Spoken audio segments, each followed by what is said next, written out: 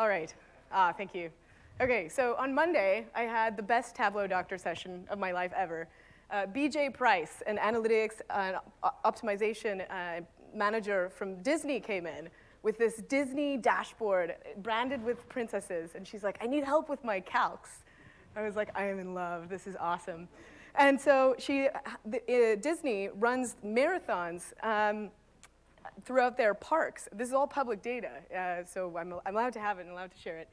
And so she wanted to be able to identify for the different marathon runners, when they start running, how many people did they overtake? So you have their start delay, because everyone's starting in waves, and then you can calculate the number of people that they passed based on when they finished. It's something you can compute.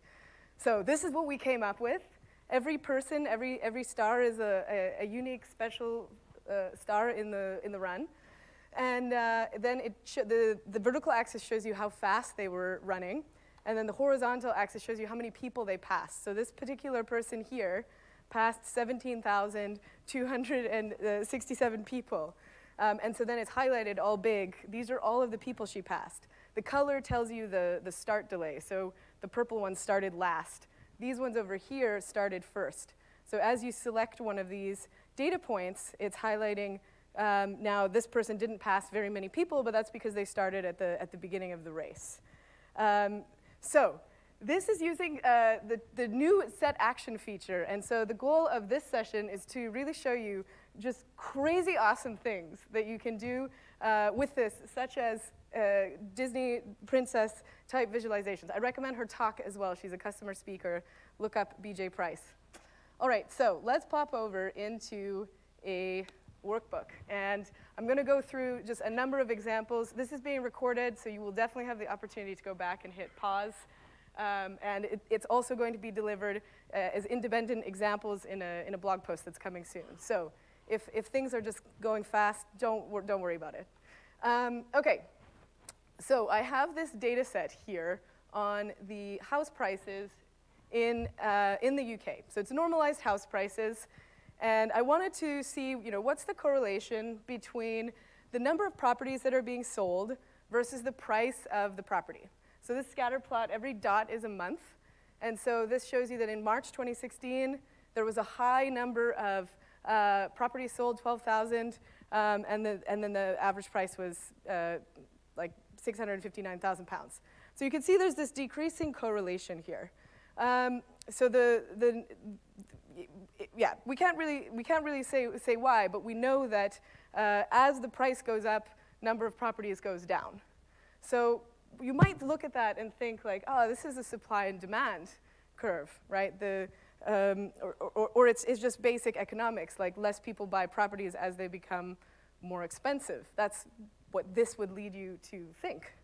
However, if we look at this data in a different way, so here, this is looking at the top one is showing you the number of properties, 12-month moving average of number of properties sold over time versus the normalized price. So it's the same two metrics, just now displayed over time as a moving average. And so here you can see that there's this huge drop following the financial crisis in the number of properties that were sold. But that was met with an increase in prices. So thinking about that and thinking about what we know about the world, is it likely that a financial crisis caused that was led by like the failure of the mortgage market, is it likely that that is the thing that caused the house prices to skyrocket, which then led people to stop purchasing? No, not likely at all. Not likely at all. So now I can't give a definitive explanation of this, but my hypothesis is the following. So who's seen The Big Short? Yeah, so in The Big Short, they talk about how the people who suffered the most from the financial crisis was the middle class. And so I think this viz is showing you exactly that fact. So if you had purchased a property, back when the prices were different, like much higher, and you took out a mortgage and you owed the bank, £600,000, and then suddenly there's a financial crisis and the property market drops drastically, then you're not going to want to resell your house for 400 grand when you owe the bank 600. That's not smart. So people just stopped, I assume people just stopped buying, selling their houses. However, wealthy people who don't need to sell to buy, they can just, they're like, it's like a sale for them. And so they're like, yeah, the housing market's on sale, let's just start accumulating these things. So the reason I think the house price is going up here, and we can actually zoom in and just see, like, really clearly exactly what's happened in these particular years here. Wow. Yes, wow. And so, yeah, I think the reason it's going up is because it's a selection bias in the type of people who are buying. They're wealthy, and therefore they buy more expensive houses. This data set is based on the properties that were sold, not the valuation of a property at any given point in time. So the point of this is to show you, yes, I've invited you to this session on statistics, but statistics really needs to also be accompanied by visualization so that you can use your context about what you know in the world to ensure that you're telling the right story and drawing the right conclusions from that data. All right, so I also get to show you cool tricks as well of things you can now do with Tableau's set actions. So just to do that, just to back up again, notice that at the highest level, you're only seeing the summary moving average. And then the color on the back, this is thanks to transparent backgrounds, which is in 2018.3. The color on the back gives you the aggregated year level metrics. Now you can sort of layer different levels of detail through that transparency. And so yeah, there's a few things happening here. There's a few tricks behind this. So one is that it's using the selection to conditionally decide if you want to show the detail month by month or just show the aggregated moving average.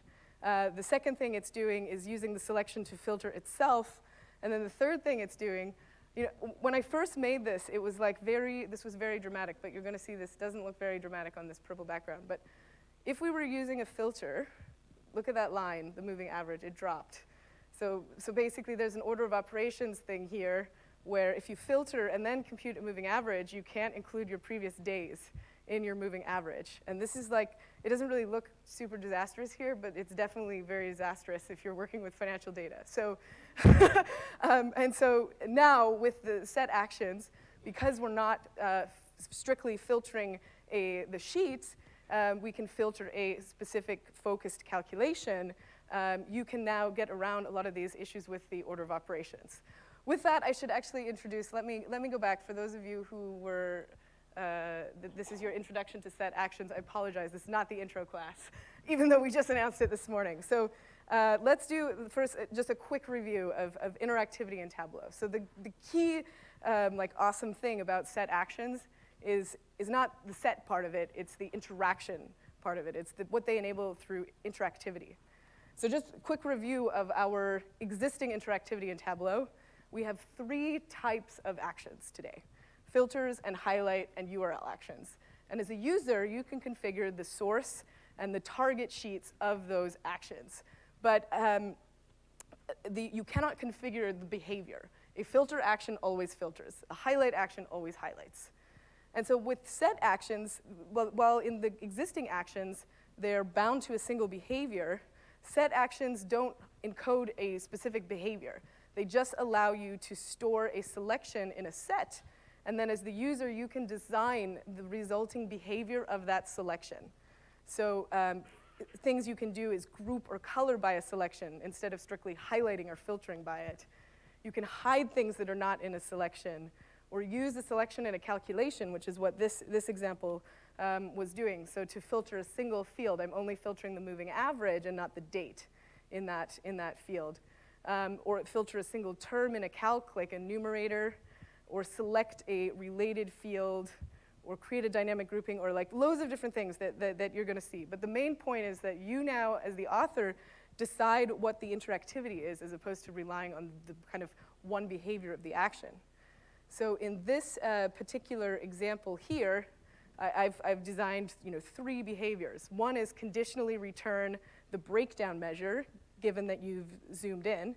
The other is filter the numeric axis as opposed to the date as well. And then the third is filter the sheet itself as you make a selection. So who wants to see how you build such a thing? Okay, great. So here we have our properties over time. So let's just go and add that table calculation for our moving average. And so specifically, this one was looking at a 12-month moving average. Oh, it's not showing. PowerPoint. Let's see, I need to escape. There we go. Okay, so we have our 12-month moving average over time here.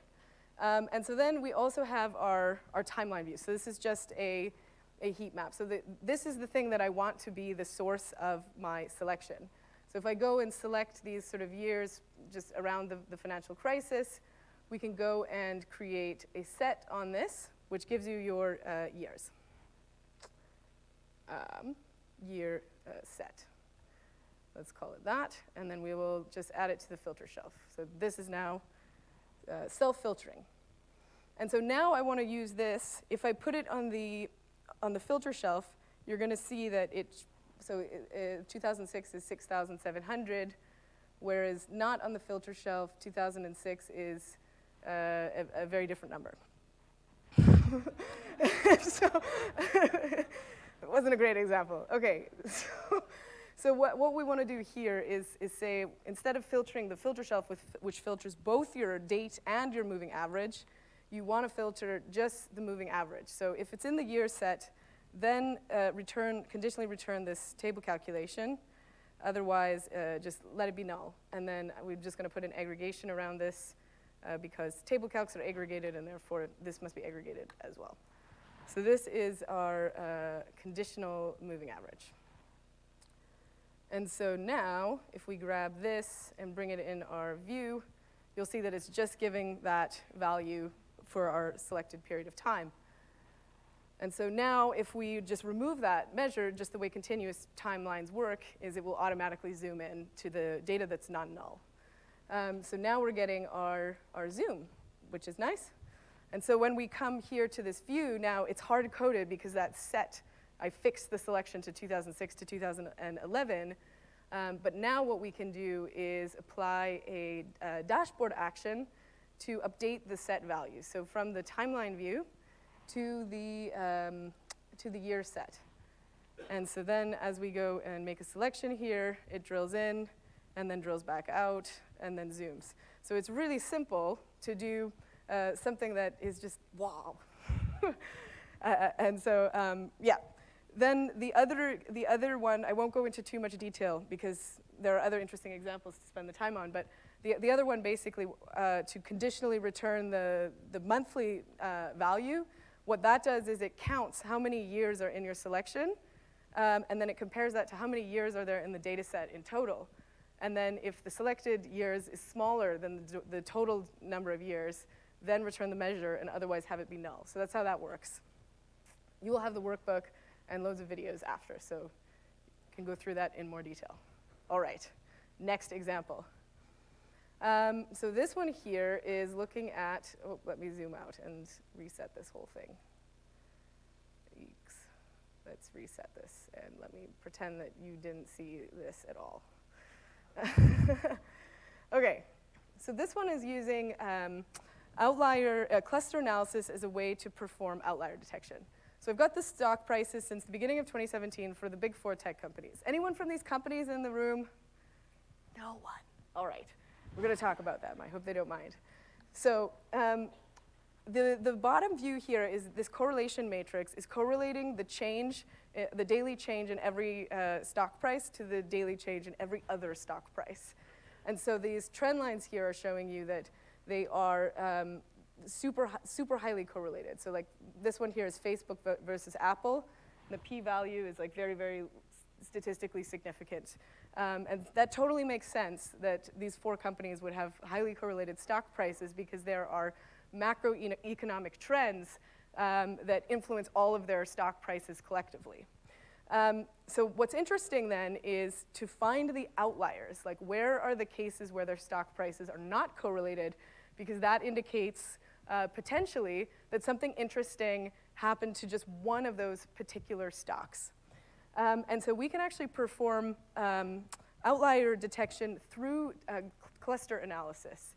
So cluster analysis is a way of performing a statistical grouping. In a scatter plot, you can only ever compare two things, and that makes it really hard to compare on, like 4 measures at one time. So clusters will group all of the days that have similar changes across these 4 different metrics.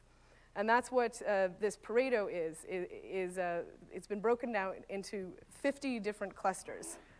And so then you can look at the number of days that fall into each cluster.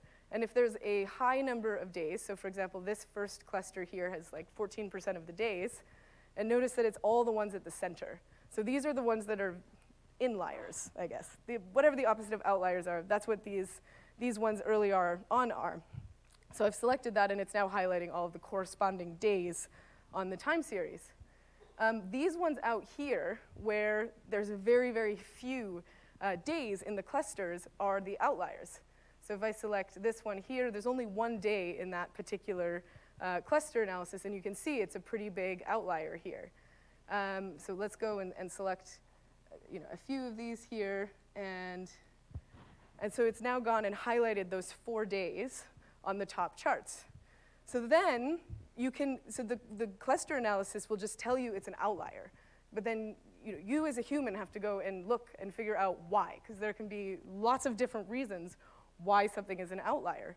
And so if we zoom in here around this day, for example, so using this clever self-filtering trick again, so now we can see Facebook stock dropped by 19% on that day. And so if I go and select what happened on this day, it's now going to go search the web, and you can see that Facebook stock has the worst day in its history. And so the point is not to talk about Facebook. The point is just to show that statistics works, because it went and found the worst day in one of these companies' histories. Then if you want to go and look at, well, what happened around this time here.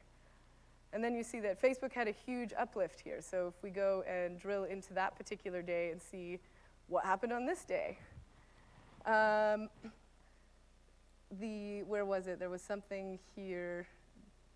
Yeah, their stock soars. Meanwhile, you're like, wait, what? This doesn't add up.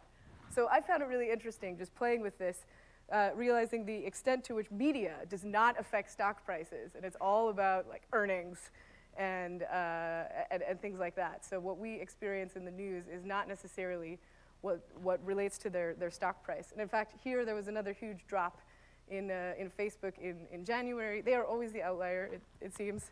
And it was because they are changing how users and publishers are, the platform deprioritized publishers, and that was the thing that then accounted for the decrease in their stock price. So again, nothing about the things that you would think would impact their stock price don't. So statistics is cool. It can tell you things you don't know. And it's awesome to combine both the power of advanced analytics as well as human interaction to be able to really answer the next question of why. Yeah. All right, so who wants to see how this is built? Yes, it's coming, it's coming.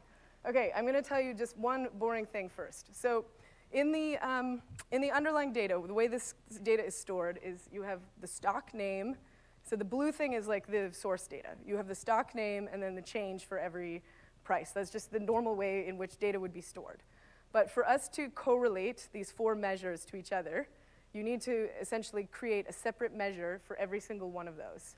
So that's the first part, is to just create these kind of cohort calculations that separate out the % change for Amazon and for Facebook into 4 separate measures. So boring technical thing, that's out of the way now, so let's go do the fun things. Okay, so we want to compare all of these to all of the others. So let's just go and make this awesome scatter plot matrix, and then we will break this down by the day.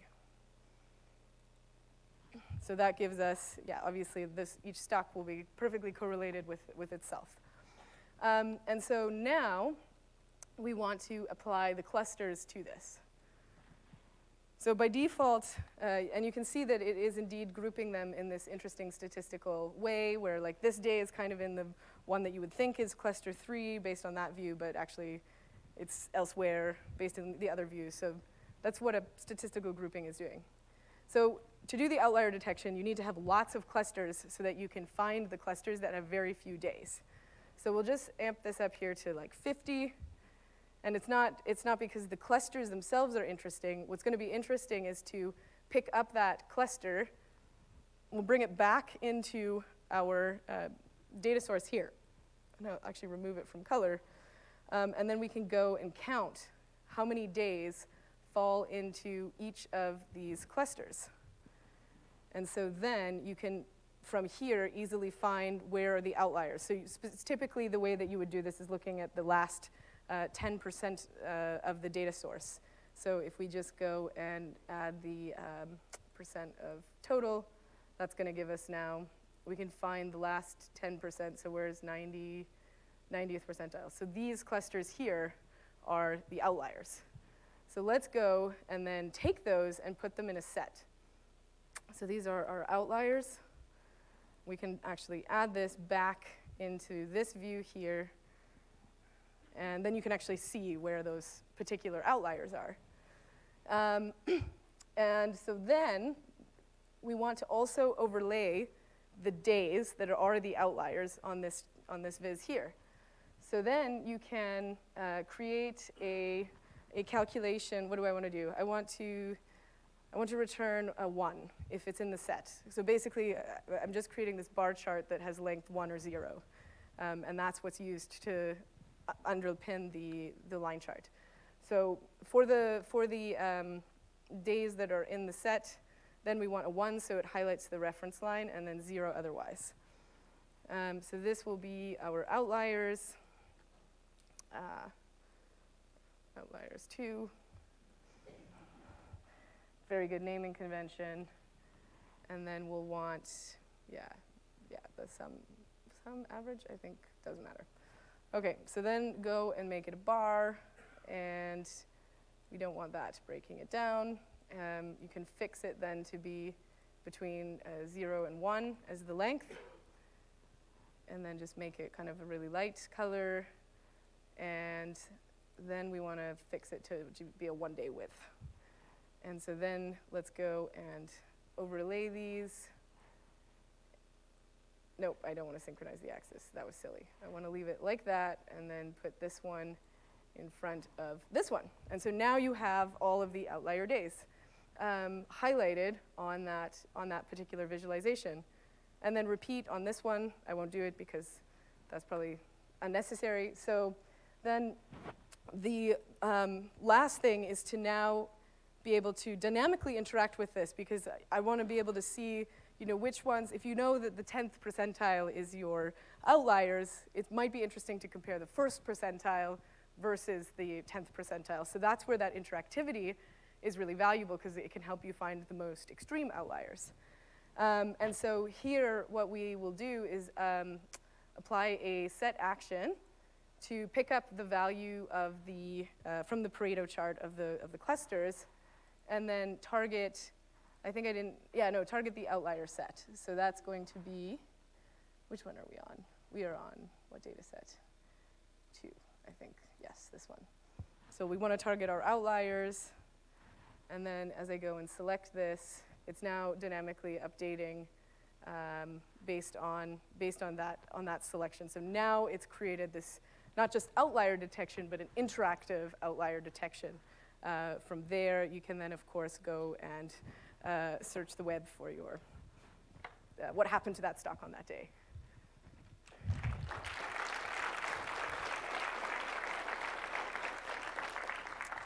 Okay, this next one is even better, I think. So this one is looking at the comparison of which stocks are related, like which stocks are similar. So if we come in here and pick, so I'm going to pick BAE Systems. Why is it not working? I must have broken it. One sec. The good news is it's pretty easy to fix this. What have I gone and done? Where is it in this one? No. the idea is, I think I have a backup. My laptop decided to completely crash today, and now I'm using my colleague's laptop. Which session are we in? We're in this one. So, stock. It's also on public, so let me go find that while this thing is opening.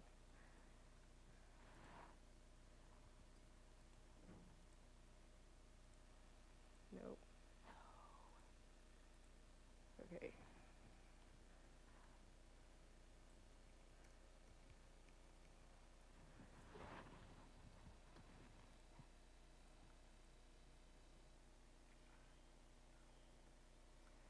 All right, here we go. Stock similarity.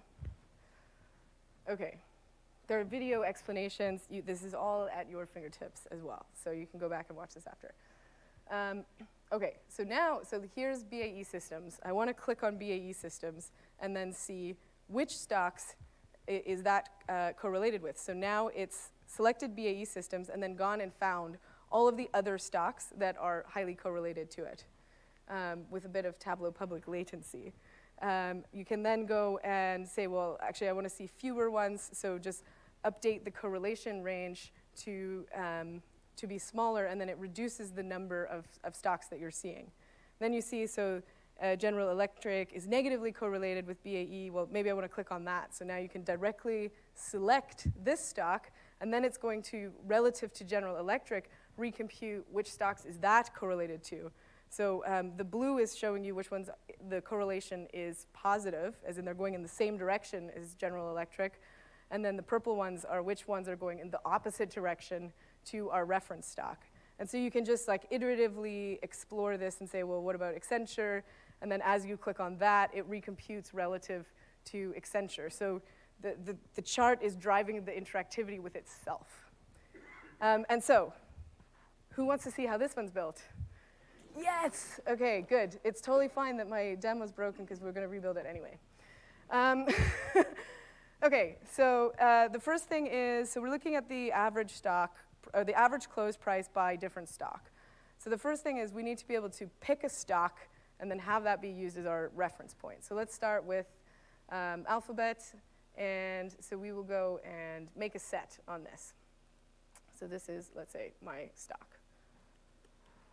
Okay, so now we need to conditionally return the close price for our selection so that we can then use that to compare all of the close price of all of the other stocks too. So here we're going to, it's the same kind of calculation over and over again. We just conditionally return the measure for the stocks that are in the set. So if it's in the set, then return the close price, and then otherwise don't. So this is close for my stocks.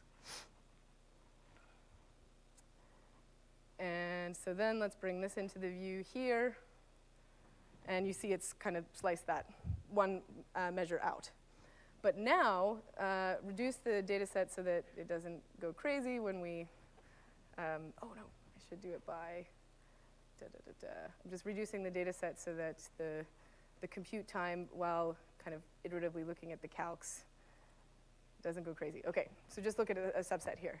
So now what we need to do is for every single day, so let me bring in the date here, I want that value to be copied across all of the other stocks so that I can compare this value to this value and this value to this value. So you can do that with a level of detail expression. So I'll take this thing and then create another calculated field which will fix to the date and just the date. The maximum, let's do average, just in case you multi-select. The average of the close for my stock. So this is now the comparative kind of close price. So then that thing is, we bring this in here, let's just do an average just to be safe, it's the same. And so 78.1, yeah, 78.6. Yeah, so you can see it's now taking that number and then replicating it within that specific day. So now we don't need this one anymore. We just use this value here. And so then we want to correlate them. So I'll remove the date, and we want to apply a correlation between the close price and the comparative close price. So that now tells you like where are they positively or negatively correlated. And then we want that correlation to be at the same level of detail as our sheet here, so that we can use it as a filter in our time series view. So then we want to fix that correlation value to the name of the actual stock. So I'll just drag this into here, and this now gives you the correlation per stock. Okay, so you should just double check, and you should get the same numbers for the fixed LOD as what you have in your viz. So that's good.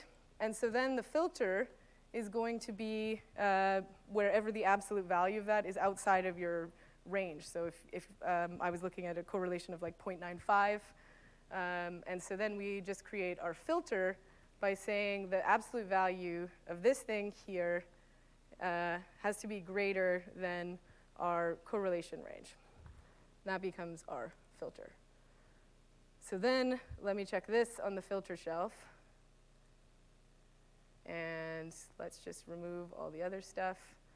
And so we have our stocks now that are most correlated with Alphabet. So then, that is, yeah, at 0.96. And so as I decrease this, it's going to increase the number of stocks that you're looking at. So specifically, what we really want to see is what these things look like over time. So I'll bring in the date, and then you can see that, you can see that they are, sort of quite highly correlated. And so then, that's doing that now. So then the next thing is to make this dynamic, because at the moment it's hard-coded my reference point to Alphabet. And so the whole idea is you want to create this interactive application that you can give to somebody else and say, there's your stock comparison tool. So that's what the actions enable, is you can now say, update the set value. So when I pick something in this sheet here, update my stock. So then if I pick this one here, what's happened? Yes, because they're all collinear. Right, so here I've picked BAE Systems, and it has tons of things that are correlated to it. So as you decrease the correlation range, then it's going to reduce the number of stocks that you're looking at that are compared to that particular one. So you can find the ones that way that are most highly correlated. Right? Yeah. And then for doing this kind of trellis thing, because like when Google, because its stock is just a ridiculously high price, you can't really compare it easily. So it's nice to do the trellis so that you have some kind of common baseline to compare this against. And so the way that you can do that is essentially you want to assign an XY coordinate to every stock. And you want it to be based on the average close value of that stock. So it puts all the high value stocks up together at the top and all of the lower value stocks lower at the bottom, and then you can give them independent axes. So for that, we will create a columns calculation here. So this is going to be index modulo 5 will give you sort of 5 columns. So I should show how this calculation works in a different worksheet, because then it has a chance of making sense. So let's just filter back down to our particular stocks here. So when we're looking at our, like this. Okay, so our columns, let me make this discrete. And so you'll see by default, the index is always, nope, this doesn't look like it's making more sense. It's going to, this is not a lesson on table calculations, but essentially what you want to do is compute it at the level of the name, so that it assigns the same value to all of the days that belong to the same stock, because otherwise it'll split them into different cells. So that's going to be your columns value, and then your row value is you want to assign to these 5 here, you want them to be grouped in the same row. So you need a way of kind of creating a number that's the same for those 5. And so the way that we would do that for our row calc is through you can do it through a self-referencing previous value function. So previous value is going to, if there is no previous value, just apply 0. Hold on, what is this calc? If the previous value is, so it's if the columns, I want it to restart whenever the columns is equal to 1. So if the columns is equal to 1, then increment the previous value by 1. And then otherwise, just copy the prior previous value. And so then, when you do that, and then make it discrete, and bring it into here, and then set the same configuration so that it ignores the date and only increments along the name, which you do by setting it to be at the level of name, which means ignore date. Then you can see that this is now giving a 1 to all of the first 5, and then a 2 to the next 5. So then once you have that, you can just build your viz using the fabricated rows and columns, and then grab the average stock price, and then you can now put them on independent axes, like so. And voila. Oh, I just need to make sure that they're sorted by this close value, because the ordering of the name field is the thing that determines where they go. So now you have your highest value ones up top and your lower values lower down. And so then once we go and let me just make sure this, it's been added. So now we should be able to click on a stock, and now that becomes your new relative baseline, and you can then just like iteratively explore these stocks in this awesome trellis chart, which is now working.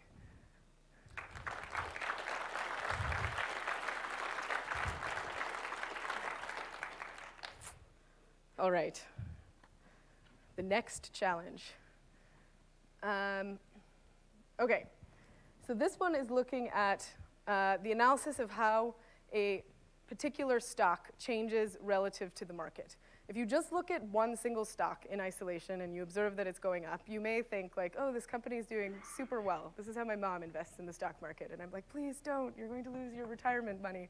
And so you want to actually compare how is that stock price changing relative to the market in general. And if they're all going up, then it doesn't really mean that that particular stock is necessarily that special. So that's what this dashboard is. That's what this dashboard is aimed to solve. So this kind of legend viz at the top here. Let me just unselect so you can see the whole thing. So the legend view, deselect. Nope. Deselect. Okay, it's a color legend showing the average close value, but it's actually like just ordered them by stocks. So you can find these stocks over here are the ones that have the highest average kind of daily change rate. So in principle, they should be the ones that are the fastest growing, in principle. So if I go and then select this kind of top range here, then you see something interesting. So they're being colored at this moment by what their average change is, which is all very high. So this one is really interesting because you could see like its average daily change is 0.31%. It's the fourth or fifth highest stock in the entire data set in terms of its average daily change. But it's like very clearly declining.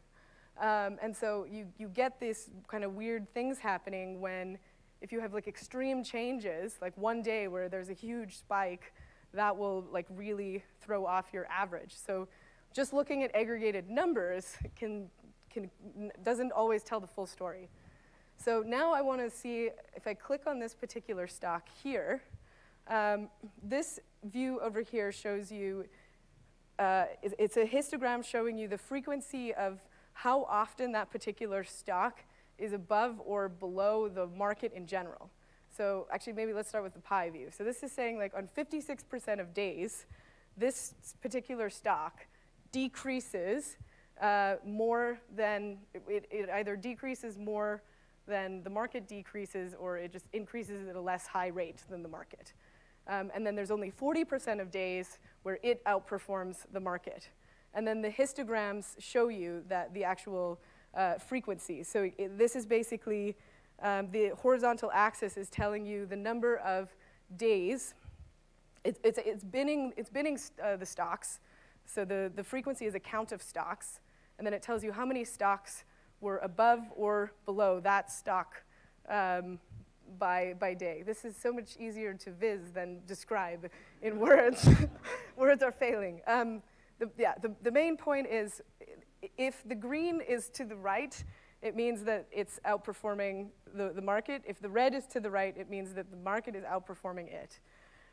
So this one is clearly outperforming the market. So yeah, you can look at grouping, like how many stocks are often, is it often outperforming versus are they outperforming it?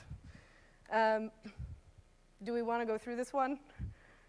There's like a lot of LODs. All right, let's do it. So the first thing is, what is the first thing? So the first thing is, it's actually the same as the other thing, which is we need to be able to capture our selected stock. So let me go and create a set here on our stock. Stock selection. Okay, and so now for that particular stock, I need to return the percent change, because then I'm going to use that percent change to compare all the other stocks too. So it's going to be the same kind of calculated field here that conditionally returns the given stock. So if it's in the selection, then return the percent change. And then otherwise, just don't do anything.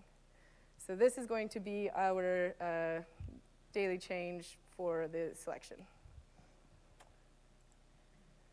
And so then let's go and look at this. And we have there, it's kind of taken the daily change for square. So then what you want to do, what do you want to do? You want to look at, for every day, was the percent change of every other stock above or below the daily change for this stock? So we need to do the same thing where we use an LOD to copy that value across the entire partition of data. So here we want to compute per day. So it's a very similar logic to the last one that we did, where you fix to the day level the maximum, not maximum, the average of our daily change for the selection. And so then that will copy that value per day across all of the other stocks. So this is a daily change for the reference. And because it's using an average, you could then pick multiple stocks and it'll average the daily change across all of them if you're doing kind of a comparison across a portfolio of stocks. And so then this thing here is going to give us something that is, replicating across all of the rows, so it now becomes comparable to all of the other stocks. So then you want to check for every day and for every stock. So at a row level, where is the percent change above or below? So if the if the percent change, this one here, is greater than the daily change for the reference stock, E, then it means that our stock was below. I kind of wrote this in a weird order. Sorry for that. This one is then below. Otherwise, if the percent change, if the daily change for our selection, is higher than the overall change for all of the other stocks, then it is above.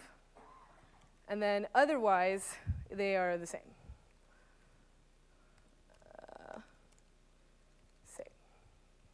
Okay.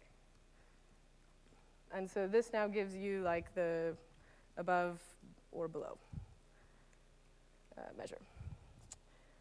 And so then, if you take this and look at, so I don't need those and I don't need those, I want to see on how many days is this true? So if I go and do a count distinct of the dates, why are they all the same? What have I done? Same, above or below. Selection, and what's the do? If the, yeah, what have I done? So I need to change this line to, no, it's the same, it's the same.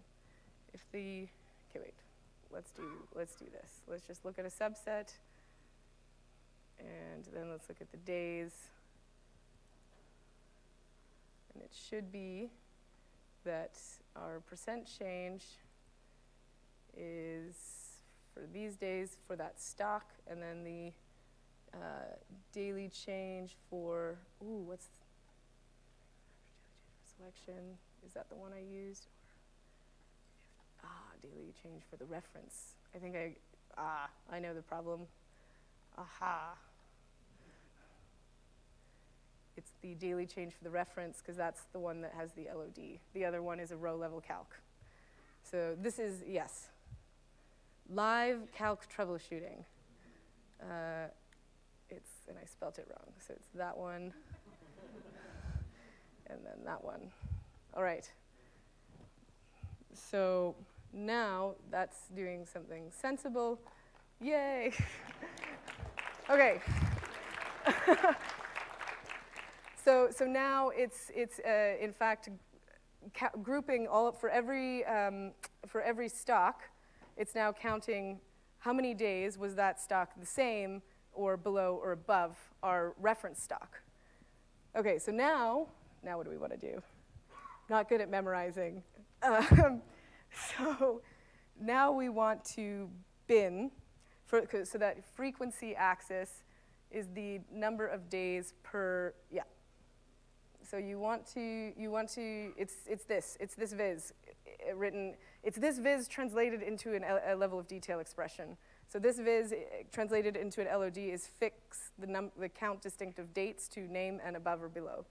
This is really how I write LOD expressions, is build the viz and then work out how do you express that viz as an LOD. So yeah, fix to the above or the below and the name, this measure here. D, D, E, E. Okay, so this is going to be number of days per stock per bin, let's say. Okay, so that's now going to become our horizontal axis. So if we put this here, and then you want to count within that the number of stocks that fall into each bin. So then we'll do a count distinct of the stocks. Let me just, oh, I have this weird filter, so let's remove that. And then you can exclude the same. But then now you effectively have those two histograms of above versus below. So then to make them mirror each other, then we just create one measure for count of stocks that are above, and then another measure for count of stocks that are below. So it's just one more calculated field. So if this thing is equal to above, then you want to return the stocks for that case and then count them. And so that's going to be the stocks above. And then we'll bring this into here. And then the stocks below will be just the reverse of that. So when this thing is equal to below, then let's put this here and then make it negative. Really good naming conventions. And then we can dual axis those and then synchronize and remove this thing and then remove this thing. And so now we have this nice histogram. Yay. So then the final piece is now bringing it together so that this selection of a particular stock then drives the the one that you're comparing against the market. So it's this sheet here. And so we'll just go and add the set action is really the easy part here. Okay, so then we want our stock matrix to update the set of this one here. And so if I go pick this one, it's now rebaselining against the market. See this? Yeah. Yes. Wait, it was confusing why it's red, but let's see. Wow, that was too many. But yeah, there you go. So now you have, I went and ruined something. So let's go back to the point where it was doing good things. Oh, it inherited the action filter. Who wants that default changed? Say yes. Yes, okay, good. There's a brilliant developer named Ben Medina who is on it. Yeah, so whatever, let me not fix the actions now. That's what's happened, it's inherited the default. So cool, there is that example rebuilt from scratch.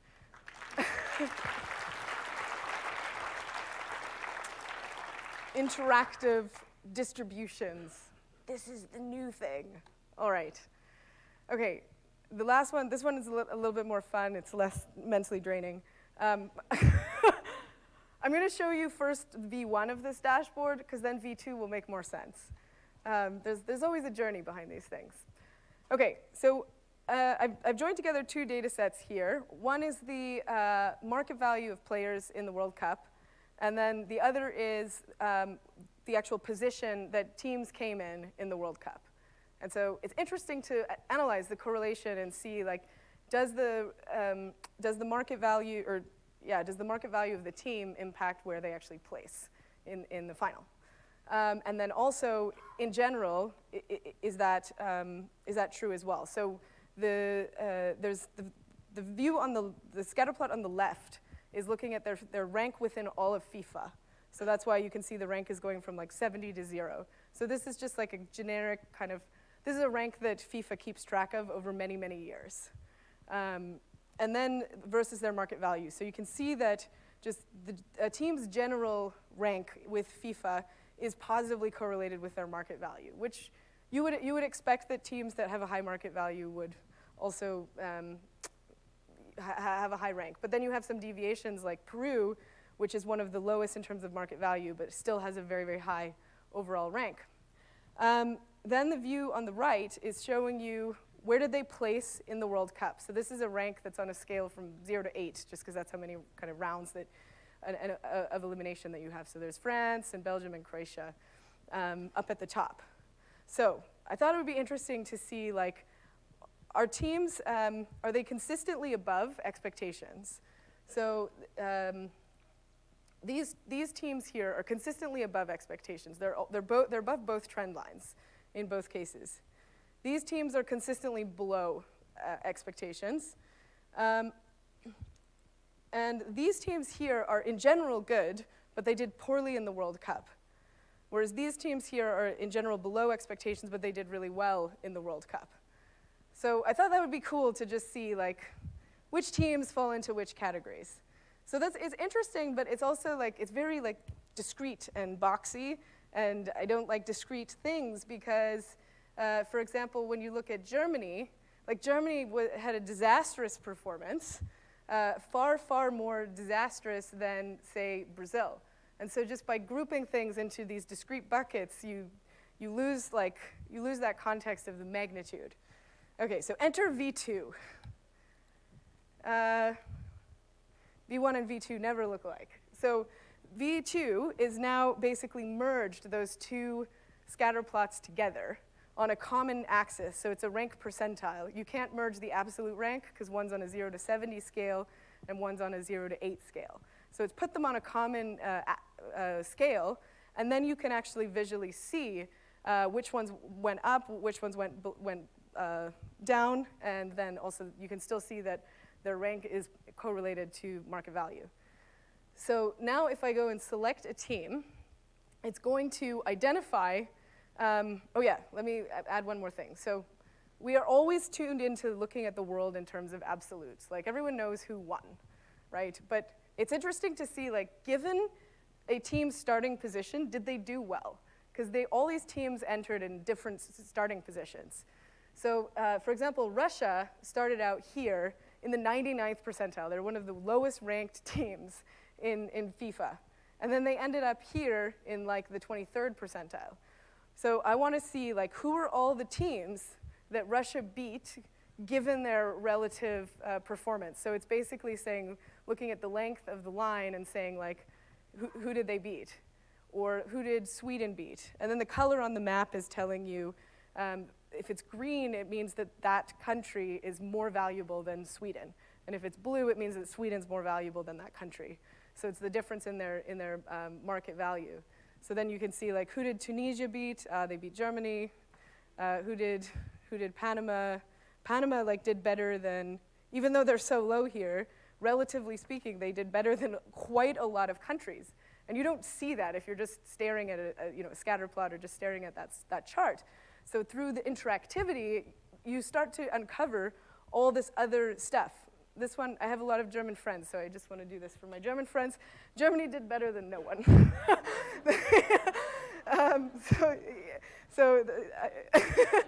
It's an interesting example. I have 5 minutes left, so I won't be able to show you right now how to make this, but it will be on the Tableau public channel coming very soon.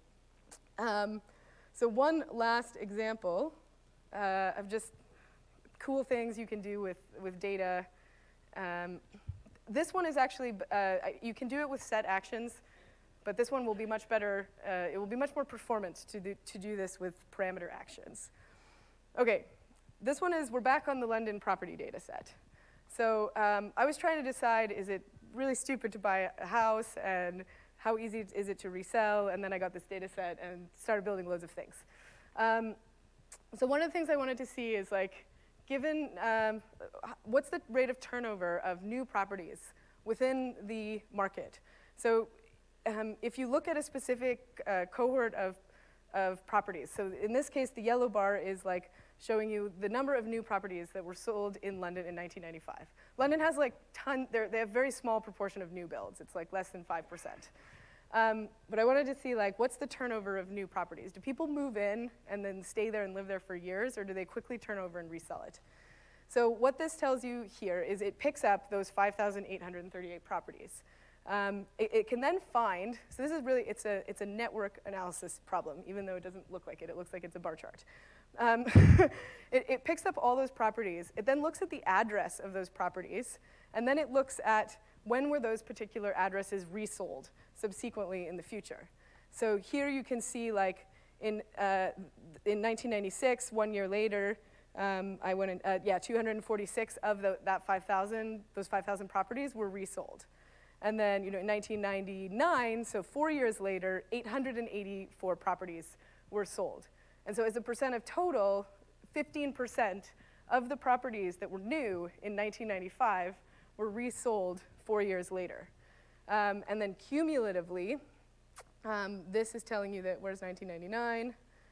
In 1999 here, there were 2,332 properties of that 5,000 that had been resold, which as a percent of total is 40% of the properties. So I was like, that's a lot, like of new builds in 1995, 4 years later, like 40% of them were resold.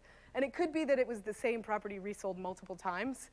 That's super complicated. If someone can figure out how to visualize that, you should run the conference. So now what you can do is see like, okay, what's happening over time. So now let me see, what about the 1996 cohort and 1997? And as you go through time, Tableau's query performance is super awesome because there's 1,000 LODs in this. But you can see that Pareto in the bottom is actually declining. This here, I should mention, is on a common baseline. So because it's not just looking at absolute years, it's looking at how many years after your selection. So that actually lets you track how is turnover changing in time. And so by the time you get to 2015, you can see that there's like this huge drop. I actually have a GIF. Let me show you the GIF because it's way more awesome. This is the solution to all query performance problems. Great video editing software. So you can see like now that obvious decline in the bottom there. What that is, I think, is they have this horrible tax in the UK called stamp duty, where when you purchase a house, you have to pay the government like 5% of the value of your house. That's a 50 grand tax on a £1 million home. And so they've been like, introducing this tax kind of slowly in a more horrible way to try and discourage landlords from owning the property market where they're just flipping houses all of the time. And so what is really cool here is that right there is a visualization of like government policy in action, animated super fast. So with that, there's 1 minute to spare. So the idea here was really just to show you some examples of like what is beyond set actions, and what are some of the really powerful things you can do with interactive analytics. So this last example is showing how you can use interactivity to actually solve things that are really complicated from a data modeling perspective. If you were to try and build the underlying data model to that, it's pretty insane. So we can just use interactivity to surface in a much easier, more visual way some of that complexity. Now, before you run, I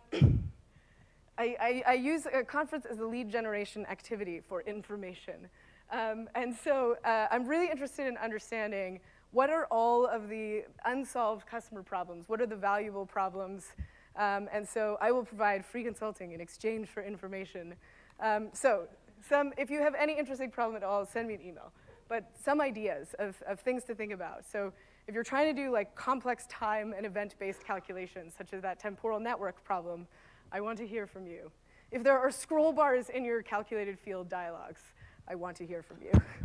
If you have tons of blending, you have loads of data sources in your workbooks, lots of LOD expressions to correct aggregations, you're creating scaffolding tables to make sure you don't lose data through joins. We have new data modeling capabilities that will be coming soon, and we need beta or early alpha testers for that, and also to help get feedback on some of the designs that we have. So please reach out. Any kind of analysis of relationships, if you're trying to use Tableau as a calculation engine or do like what-if scenario analysis, if you're using Tableau currently to consume the static output of an ETL process, but you actually want to dynamically interact with that, you've built a pricing model in Alteryx, you want to be able to trigger it dynamically as you pick a customer, I want to hear from you. You're trying to build interactive data science applications or do something with write-back, such as mark-level commenting or anything around workflow. You want to do something with alerting or use Tableau as a temporary relational cache for web service responses or just anything in general, please reach out. So thank you very much. If you could please fill out the session feedback, that would be awesome.